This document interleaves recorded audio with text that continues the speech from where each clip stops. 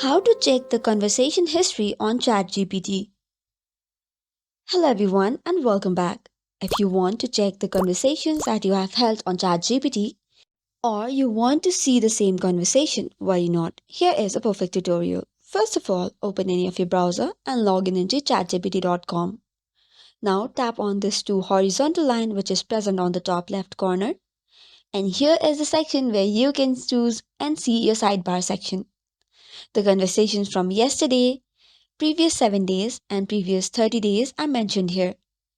You can even see all the conversation by just tapping on it, and all of your conversation history is restored. Additionally, you can continue with the same conversation as well. You can do the same for any conversation that is present on the sidebar. Additionally, you can also copy the link of the conversation and share it. So this is all for today's video. For more such contents, do not forget to hit the like and subscribe button. Thank you and keep watching.